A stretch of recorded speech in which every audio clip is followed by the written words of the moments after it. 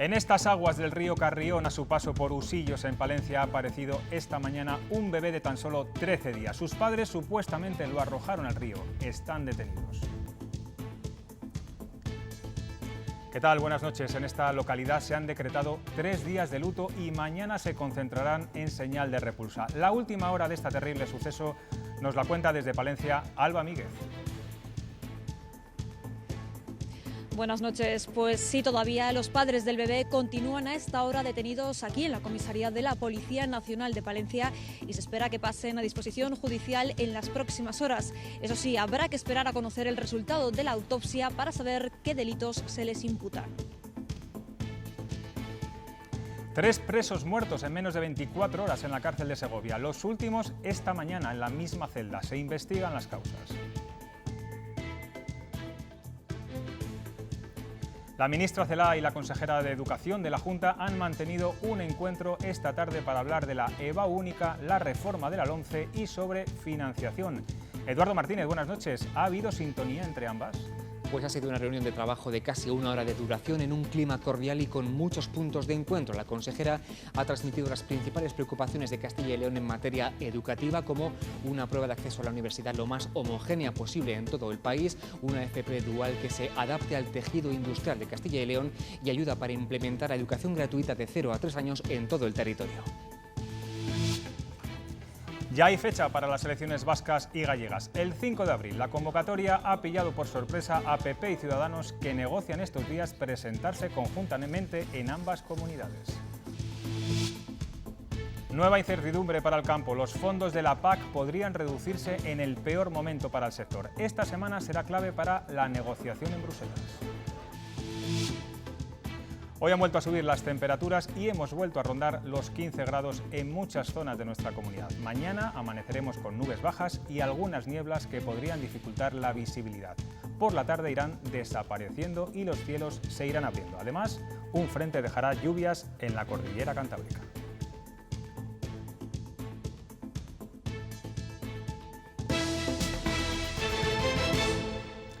La localidad palentina de Usillos está de luto e indignada. La Policía Nacional ha detenido a una pareja por supuestamente arrojar al río a su bebé.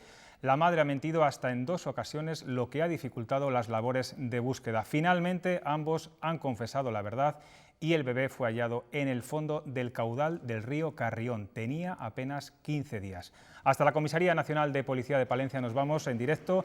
Alba Míguez, ¿cuál es en estos momentos la situación judicial de los padres? Pues los padres continúan todavía detenidos a esta hora en la comisaría de la Policía Nacional de Palencia y se espera que pasen a disposición judicial en las próximas horas. Eso sí, habrá que esperar todavía para conocer el resultado de la autopsia y ver así qué delitos se les imputan, ya que todavía se desconoce si el niño había nacido ya sin vida. Hay que recordar además que esta pareja, que son de Palencia capital, de 23 y 29 años, habían cambiado de versión hasta en 3 ocasiones para dificultar las labores de búsqueda. Después de decir que lo habían arrojado a un contenedor, aseguraron que lo habían enterrado en el monte para finalmente confesar que lo habían tirado al río Carrión. Los bomberos fueron los encargados de sacar del río la maleta. Ven un resto, una bolsa o algo por así, y ahí descubren al bebé. Todas las alarmas saltaron cuando una joven palentina de 23 años acudía a un centro de salud de la capital junto a su pareja, asegurando que acababa de dar a luz, pero que desconocía dónde estaba el bebé. Dice que ha dado a luz, pero que no tiene el niño, que no sabe dónde está el niño. Las tareas de búsqueda se dificultaron porque la joven dio hasta 3 versiones de dónde podía estar el recién nacido. Ha sido, digamos, la tercera localización que ella confiesa, ¿no? La primera es en un contenedor, la segunda en el monte y la tercera en Usillos. No sé a qué jugaba, sinceramente. Tampoco era cierto que acabara de dar a luz. En el hospital descubren que esa mujer no ha dado a luz esa noche, que ha dado ya hacía 10 días así. Se habla de la fecha de parto así como el 28 de enero. Una vez localizado el cuerpo del 7mesino, la pareja ha sido detenida y pasará a disposición judicial. La autopsia del bebé determinará si nació ya muerto o fueron los padres los que acabaron con su vida. Otro grave suceso se ha producido hoy en la cárcel de Segovia, donde han aparecido 2 presos muertos en la misma celda. Se da la circunstancia de que ayer otro presidiario fue hallado muerto. En la puerta del centro penitenciario de Perogordo, en Segovia, se encuentra Victoria Domínguez. ¿Qué se sabe? ¿Qué tal? Buenas noches. Pues en las últimas horas se ha sabido que los internos hallados esta mañana sin vida en una celda del centro penitenciario eran de nacionalidad extranjera y tenían uno 25 años y el otro 38. También hemos sabido que en la investigación de los hechos no se descarta un posible homicidio, es decir, que uno de los internos haya matado al otro y después se haya quitado la vida. En apenas 40 días se ha registrado el fallecimiento de 4 internos en esta cárcel de Perogordo, el doble que en todo el pasado 2019. Uno de los reclusos se quitaba la vida ayer en el módulo de aislamiento. Todos los trabajadores penitenciarios pues le intentaron reanimar durante más de 20 minutos hasta que llegaron los equipos sanitarios y bueno, determinaron que había fallecido. Otros 2 fallecían y se está a la espera de la autopsia, aunque podría tratarse de un homicidio, algo que deberá concluir el juez de primera instancia e instrucción número 5 de Segovia. Desde los sindicatos reclaman más personal ante el incremento de internos, más de un centenar, con problemas psiquiátricos y que se cubran las 52 vacantes. No por el hecho de que haya un funcionario más en un momento dado puede salvar la vida de un interno que se ha querido suicidar, pero evidentemente son puntos que se van sumando a la situación. Por suerte, en los últimos meses en esta cárcel no ha habido agresiones a funcionarios, aunque hasta 7 trabajadores de la plantilla actual se encuentran de baja en estos momentos. Desarticulada una red internacional que explotaba sexualmente a mujeres rumanas. La operación la han desarrollado conjuntamente la Guardia Civil, la Policía y la Europol. En Málaga han liberado a 13 mujeres que estaban siendo prostituidas en clubes de alterne. La organización ilegal llegó a recaudar hasta 5 millones de euros. Detenido en Ponferrada un varón de 27 años por un delito de violencia de género sobre su pareja de 20. Supuestamente la golpeó con el móvil en la cabeza, provocando diversas heridas. Ha pasado a disposición judicial. Los hechos ocurrieron en el barrio ponferradino de La Rosaleda cuando los vecinos escucharon a una joven de 20 años pedir socorro después de que supuestamente su pareja de 27 le pegara con un móvil en la cabeza. La joven, el varón y un bebé se introdujeron en un turismo y se fueron del lugar. La policía investigó, fue interceptado ese turismo en otro barrio, en el de Cuatro Vientos, donde cercioraron que la joven sangraba abundantemente por la cabeza, por lo que trasladaron a esta mujer de 20 años a un centro de salud. El joven de 27 años ya ha pasado a disposición judicial. Cuenta además con antecedentes por este tipo de delitos, puesto que en estos momentos ya tiene una orden de alejamiento de otra pareja anterior. En los pocos días que llevamos de año, 10 mujeres han sido ya asesinadas por violencia de género. El Gobierno reunirá a las comunidades autónomas en las próximas semanas para concretar cómo las administraciones pueden reconocer a las víctimas sin necesidad de denunciar. Además, se pondrán en marcha nuevas medidas que den más seguridad a las víctimas.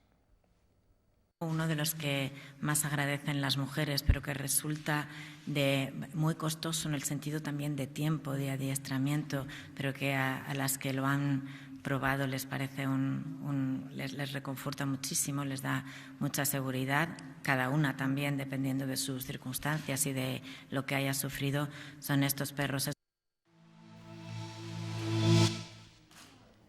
La ministra Celaá ha recibido hoy en el Ministerio a la consejera de Educación de la Junta de Castilla y León, Rocío Lucas. Ella ha trasladado los problemas de la educación en nuestra comunidad, como la necesidad de que la financiación tenga en cuenta la dispersión de centros y alumnos y que la FP Dual pueda adaptarse al tejido productivo. También ha reclamado retomar los trabajos para alcanzar una EBAU más justa, a lo que la ministra se ha comprometido.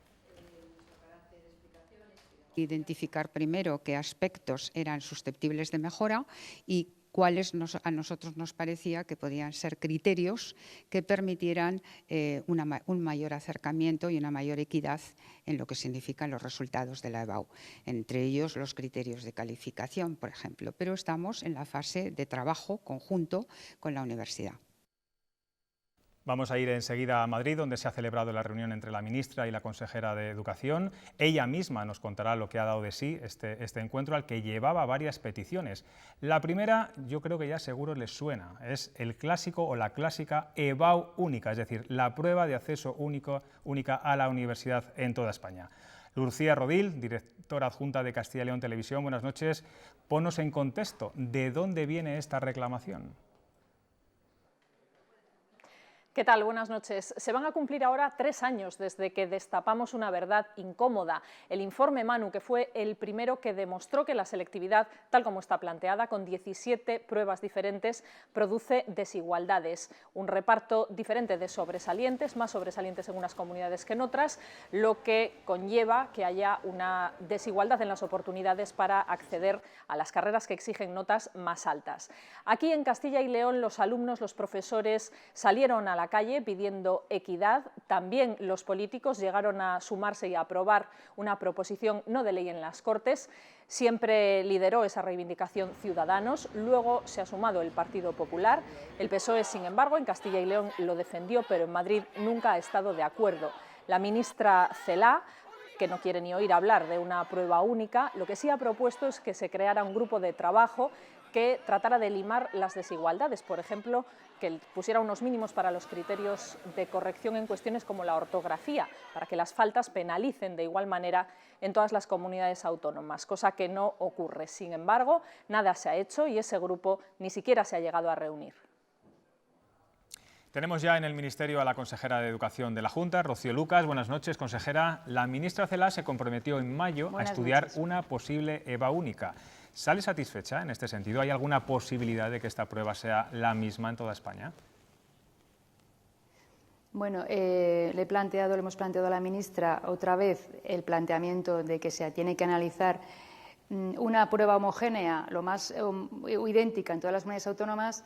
Ha comentado que sí que es cierto que su intención era reunir cuanto antes ese grupo de trabajo, pero que después de estar en funciones, pues que le ha sido imposible, que está ya en contacto, con este caso con la CRUE, para retomar otra vez ese grupo de trabajo, convocarle por primera vez y abordar aspectos que uniformen y que permitan ser la prueba de la EBAU lo más parecida posible. No me ha garantizado una prueba única, pero sí que ha establecido la necesidad de limar todos aquellos aspectos, puntuaciones, aspectos de temario, que hace que la prueba sea muy diferente entre las comunidades autónomas. Por tanto, sí que le he visto receptiva al planteamiento y espero que cuanto antes se reúna ese grupo de trabajo. El Gobierno mantiene su intención de reformarla de forma urgente, casi express, la LOMCE, la actual Ley de Educación. ¿Comparte los postulados de esta reforma en relación, por ejemplo, a la concertada? Bueno, el tema de la concertada no se plantea en el proyecto de ley que así hemos visto y que se ha analizado, no se plantea, se respeta, como digo, los principios constitucionales.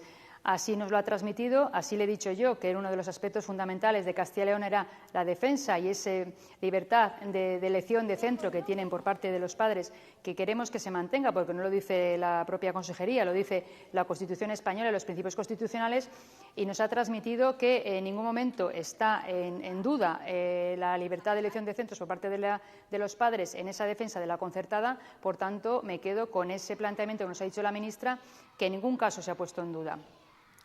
Reclamaba usted estos días también una financiación suficiente para la educación. Hablaba de que el criterio de reparto se ajusta a la dispersión poblacional y que se apueste también por la formación profesional. ¿Hay alguna noticia positiva en este sentido durante el encuentro que ha mantenido con la ministra? Sí, en el encuentro, que ha sido un encuentro pues a veces muy al detalle en temas que nos preocupa, por ejemplo, como la formación profesional. De la formación profesional sí hemos estado largo y tendido en la reunión explicando la necesidad de que esa norma que tiene que modificar el Estado, un Real Decreto de la formación dual, que es del año 2011, sea más flexible y se adapte también al tejido productivo industrial de Castilla y León y luego permita, a su vez, tener un desarrollo armónico en Castilla y León, ha sido receptiva.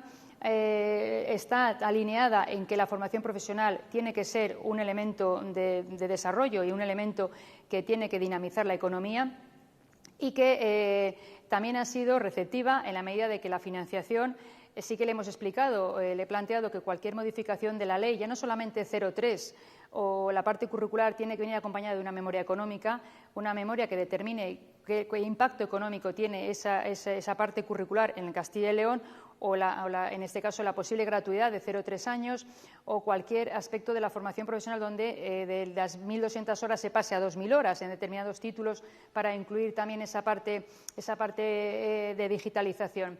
Ha sido consciente de que tenemos un tejido educativo muy disperso, tenemos una población dispersa, los centros educativos también dispersos, y que se tendrá en cuenta en el reparto de los fondos ese criterio de dispersión territorial a la hora de distribuir los fondos entre comunidades autónomas. Por último, consejera, en estos pequeños avances que comentaba que ha percibido el encuentro con la ministra Celaá, ¿ve ahora más fácil ese gran pacto de Estado por la educación? Pues hombre, sí sería deseable. Al final la educación es el motor de una economía. La educación tiene que estar al margen de debates partidistas y partidarios, o sea, tiene que estar en la formación de los jóvenes, en la formación del futuro, en generar oportunidades para el territorio, en generar oportunidades para las personas. Por tanto, si avanzamos todos en esta misma dirección, pues puede que podamos tener en un futuro pues ese tan deseado pacto por la educación. Muchas gracias, consejera, por atendernos, y desde luego que estaremos muy pendientes de todos estos asuntos. Gracias. Muchas gracias a vosotros. Y seguimos hablando sobre educación, porque Castilla y León es la segunda comunidad autónoma que más estudiantes envía al extranjero con las becas Erasmus Plus para FP. La Junta se ha marcado como objetivo para el próximo curso seguir impulsando la internacionalización de la formación profesional y potenciar la FP dual, en la que ya participan 420 empresas de la comunidad y 800 alumnos. No hay cantera para la revolución 4.0 que se tiene que desarrollar en nuestro país. La matrícula en carreras científicas y tecnológicas se ha reducido un 30% en las 2 últimas décadas. Los rectores han dado la voz de alarma y algunas universidades ya están tomando medidas. Estos adolescentes de cuarto de la ESO tienen en las próximas semanas su primera gran decisión: estudiar o no bachillerato. Sé que quiero dedicarme a algo relacionado con ciencias, probablemente de la salud. Tenía algo pensado con militar. En los colegios han notado un cambio de tendencia. Hemos notado una bajada en el interés de las alumnas por la rama tecnológica. Solo un 18% de los jóvenes universitarios estudia una ingeniería, y entre ellos hay pocas mujeres. Somos unas 6 chicas y 30 chicos más o menos. Y sí, hay una decaída sobre todo tanto de chicos como de chicas, eso es verdad, porque al final es duro, es costoso. Estas profesoras y alumnas de telecomunicaciones han decidido venderse mejor en los institutos para despertar más vocaciones. Por un lado pensamos que son disciplinas que no ven como atractivas, quizás no sepamos transmitir el mensaje como ingenieros o divulgar nuestras disciplinas de un modo adecuado para que lleguen a la gente más joven. Las empresas piden a las universidades más ingenieros que sepan, por ejemplo, programar una alarma con un sensor de movimiento colocado en unos muñecos. Sí que vienen un poco a buscarlos porque los necesitan. El control de los coches autónomos o de la domótica también pasa por las telecos.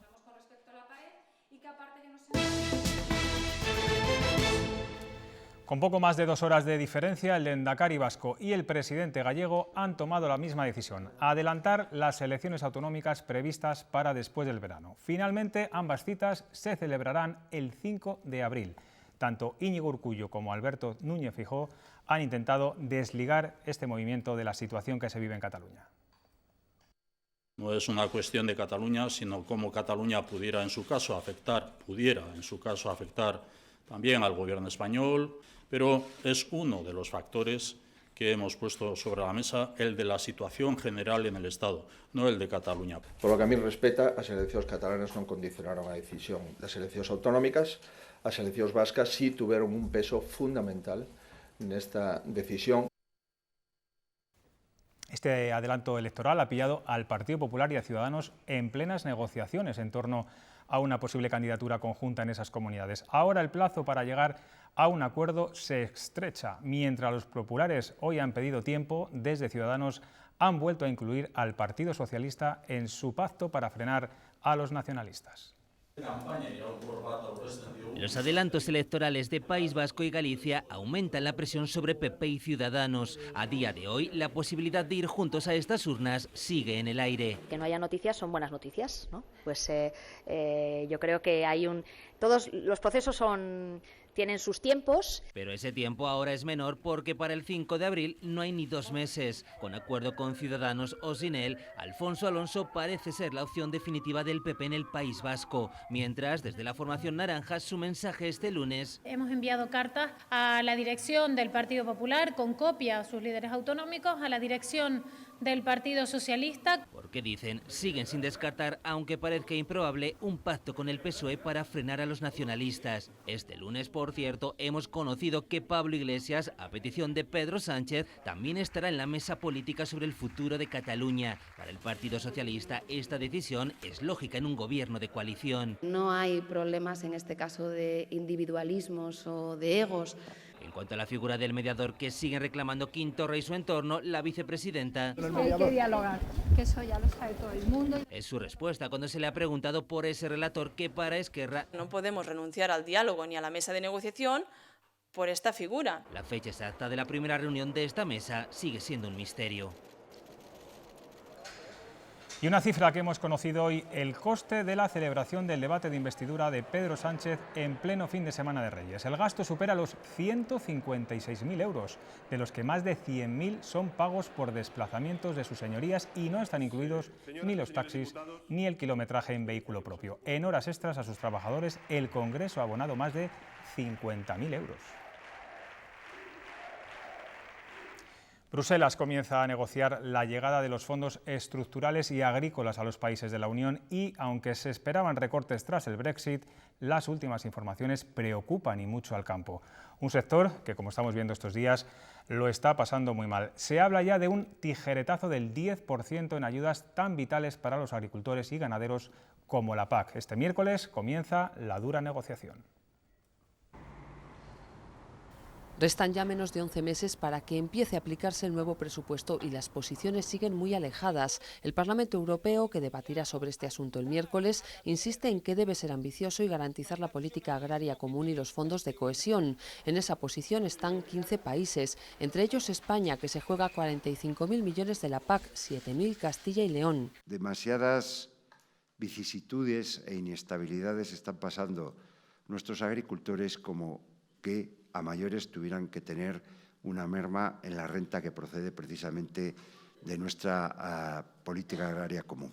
La PAC supone el 30% de la renta de nuestros agricultores. La Junta de Castilla y León reclama a los Estados miembros más dinero y el PP... Aquí había un compromiso del gobierno del PP, que era que lo que descendiera la Unión Europea al presupuesto de la PAC lo compensaría el gobierno del PP en su presupuesto para que los agricultores y ganaderos no perdieran. Me gustaría escuchar este compromiso por parte del Gobierno socialista. Tras el debate en el Parlamento esta semana, la que viene el jueves se reúne el Consejo Europeo. Países Bajos, Austria, Dinamarca y Suecia son los más partidarios del recorte. La salida de Reino Unido deja mermadas las cuentas comunitarias en 70.000 millones de euros.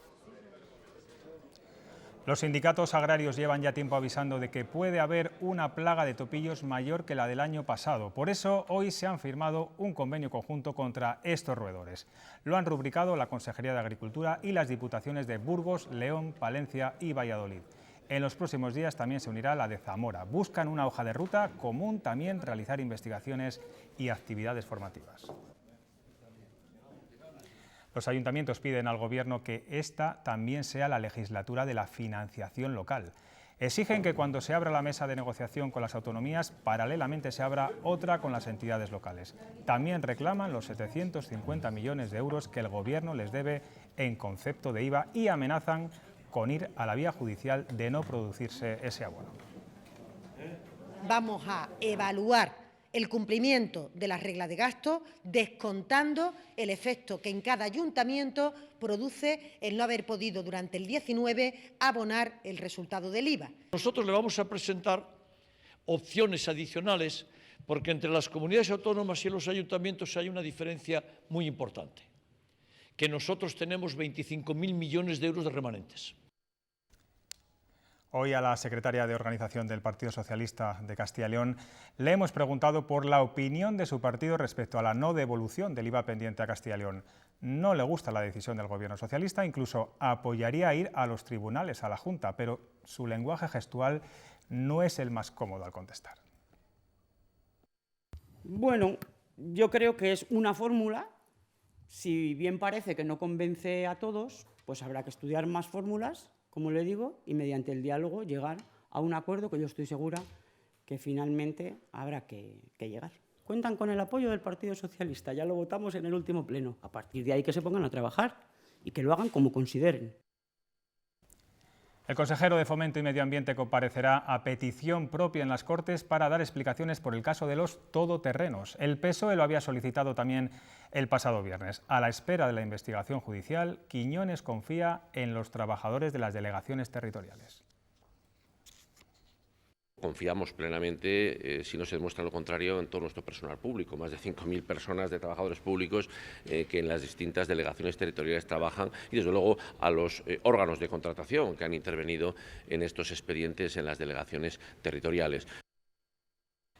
En Burgos, Comisiones Obreras ha interpuesto una demanda contra la tasa de reposición de la oferta de empleo de la Diputación y UGT lo critica. Cree que se corre el riesgo de dejar a 300 personas sin trabajo si el tribunal anula en un futuro ese procedimiento, y exigen tanto a comisiones como a la Diputación que busquen una salida dialogada.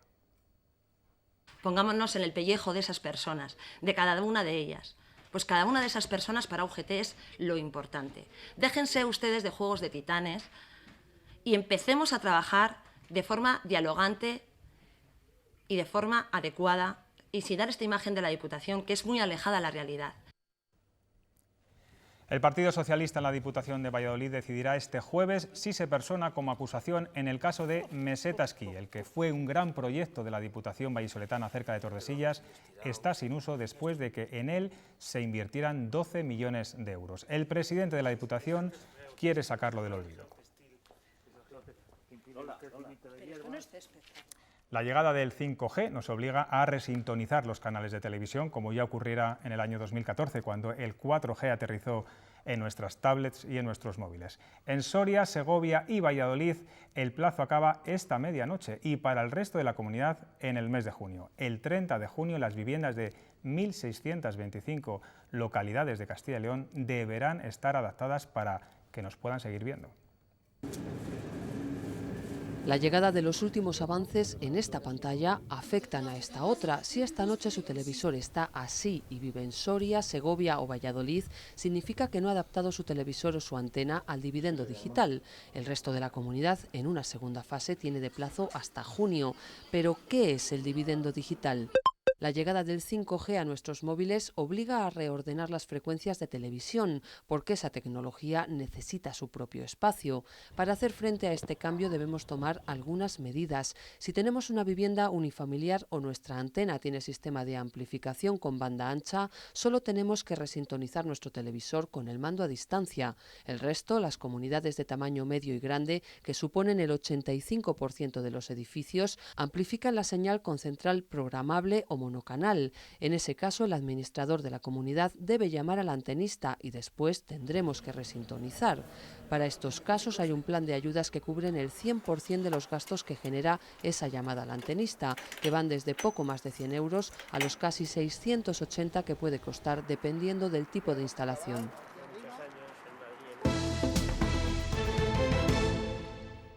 En el Servicio Público de Sanidad de Castilla y León hay 350 matronas, pero solamente 13 de ellos son hombres. Uno de ellos es Javier, que ayuda a las parturientas en el Hospital de León.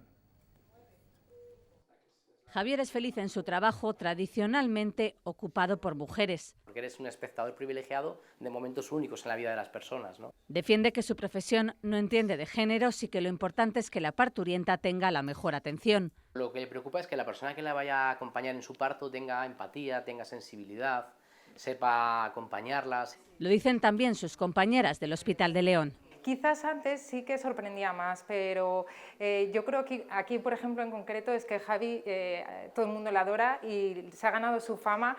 ¿Cómo te encuentras? A pesar de la normalización, es poco frecuente encontrar un matrón en un paritorio. De las 350 matronas que trabajan en la sanidad pública de la comunidad, solo 13 son hombres. Es más fácil que me recuerden a mí por ser único, ¿no?, que a una compañera, que igual hay más chicas y a veces se lían un poquito más. O sea que en mi caso yo podría decir que hasta tiene un sesgo positivo. Hace solo 6 años que la palabra matrón conquistó la gramática y se incluyó en el diccionario. Él se siente orgulloso de ser parte de esa minoría. Está próximo el relevo de Ricardo Blázquez como presidente de la Conferencia Episcopal. Su mandato ya llega a su fin y los rumores apuntan a la figura del arzobispo de Barcelona, Juan José Omella, como sucesor. Blázquez, de momento, se mantendrá como arzobispo de Valladolid mientras el Papa quiera y él no renuncie. Actualmente hay 13 obispados de España que esperan cambios en su máximo responsable. La Iglesia vallisoletana también está muy pendiente de cómo avanza la denuncia del párroco de la Iglesia de las Angustias, acusado de acosar sexualmente a una menor con mensajes de teléfono móvil. Pudiera darse la circunstancia de que desde el punto de vista del Tribunal Penal se valorasen las conductas de una determinada manera y nosotros, desde el punto de vista moral, desde el punto de vista del servicio que significa el ministerio sacerdotal, pues la Iglesia hiciere otro tipo de valoraciones, pero necesitamos conocer los hechos. Felipe VI ha recibido hoy a los representantes de la Confederación Española de Cascos Históricos. Son 46 asociaciones que representan a más de 100.000 comercios de toda España. Todas las capitales de provincia de Castilla y León, salvo Soria, están adheridas a esta confederación, también Ciudad Rodrigo. Su razón de ser es la defensa del comercio tradicional, la creación de zonas accesibles y seguras y la revitalización de los cascos históricos. Zonas de importante valor histórico donde sobreviven a duras penas a veces los comercios de toda la vida que luchan contra las franquicias.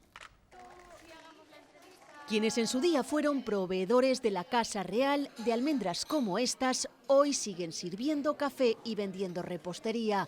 Una historia marcada por un nombre, el de Enrique Cubero. Hoy su hija regenta el negocio abierto desde 1950.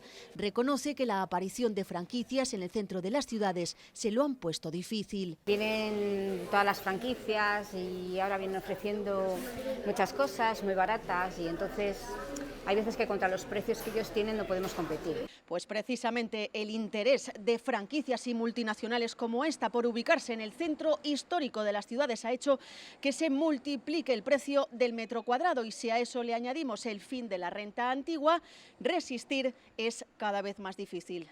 Una tendencia que está pasando yo creo en todo el mundo, que hubo una gran boom de los grandes centros comerciales en las afueras de las ciudades y ahora las grandes empresas se están volcando al centro. Son la joya de la corona, comercio casi centenario que todavía aguanta. Por ejemplo, esta juguetería es la tercera generación que la saca adelante desde 1930. Pues darles un toque o darles pequeñas ayudas o darles facilidades para que puedan subsistir. Son el futuro, dicen, de los cascos viejos de las ciudades, que solo el año pasado recibieron en España más de 82 millones de turistas. Hablamos ahora a continuación del denominado oro negro de los bosques sorianos. Nos referimos a la trufa. Comienza una semana importante para este peculiar producto. Hablamos de una cita internacional en plena España vaciada. Víctor Manuel García. Desde hace muchos años, la trufa negra es una de las joyas gastronómicas de Soria. Estamos en febrero, en temporada, y a Béjar, esta localidad, centra buena parte de las actividades. Por ejemplo, este fin de semana va a tener lugar la 18ª edición de su feria, de su prestigiosa feria. Antes, para calentar motores, tiene lugar hoy una jornada técnica en la que participan los cocineros David Pérez y la burgalesa Isabel Álvarez. Es una maravilla, os digo, porque a mí ahora en esta época, en febrero, es cuando más me gusta. Y es una pasada la de Soria, el aroma que tiene. Y la veteada que es, y siempre están súper tersas, y a mí me parece una pasada. Que las máquinas hablen mejor español es el objetivo de un ambicioso proyecto en el que trabaja la Real Academia Española y la Universidad de Salamanca. Mientras hay aproximadamente 500 millones de hablantes de español, hay más de 800 máquinas configuradas para hablar en nuestro idioma. No es que las máquinas hablen, es que las máquinas se han convertido ya en el principal colectivo de hispanoparlantes del mundo. Así que la RAE considera una prioridad que estos aparatos hablen bien, porque hay un riesgo. Ocurrirá que según el fabricante de cada una de esas herramientas, el lenguaje que utilicen pueda ser distinto. Esto nos reta a que procuremos que la unidad del español también se mantenga en este ámbito. Este es un ejemplo de máquina que no ha pasado por la universidad. De acuerdo, he creado una reunión para el mañana. Y el objetivo es que las máquinas hablen como auténticas graduadas de la Universidad de Salamanca. Circunloquio, figura retórica que consiste en expresar mediante un rodeo lo que puede decirse de forma más breve. Así que para ello la Universidad Salmantina se suma a la RAE en el proyecto de inteligencia artificial que quiere compendiar 300 años de cuidado del lenguaje. Para que eduquen a sus máquinas con ellas y eduquen a sus correctores de textos, eduquen a sus traductores. Y es que el problema es más complejo porque lo ideal es que las máquinas hablen con el tono y acento de castellano de cada lugar. Casi trabajo para otros 300 años. Estamos perdiendo algo por el Bong Joon-ho es el director de Parásitos. La película ha hecho historia porque es la primera vez que un largometraje de habla no inglesa consigue el Oscar. La Seminci de Valladolid dedicó un ciclo al cineasta en el año 2014, cuando recibió la Espiga de Oro. Fue sin duda la noche de Parásitos. La película coreana hizo historia consiguiendo 4 galardones. Más esperado era que el Joker de Joaquin Phoenix se llevara la estatuilla. También la interpretación de Renée Zellweger, que hizo de Judy Garland. España se volvió de vacío. Ni Almodóvar, ni Banderas, ni la película de animación Klaus lograron el Oscar. Con los mejores momentos de la ceremonia terminamos. Enseguida los deportes. Hasta mañana. Parasite. Mejor película. Mejor guión original. Bong Joon-ho. Mejor director. And the Oscar goes to Parasite. Y mejor cinta internacional. Parásitos fue la gran vencedora de la noche. Quizá por eso su productora decía no tener palabras, porque jamás se imaginaron algo así. Joaquin Phoenix, Joker.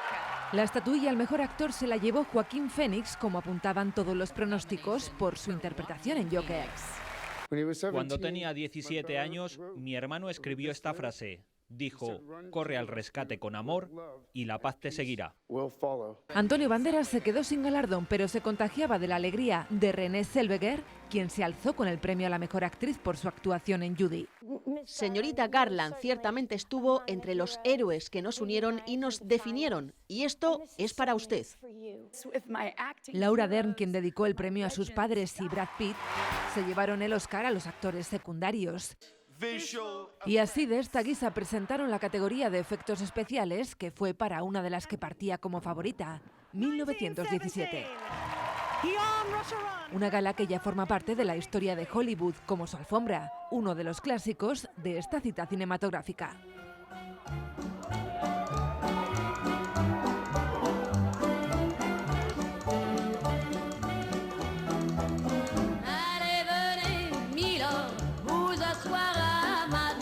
Il fait si pour moi.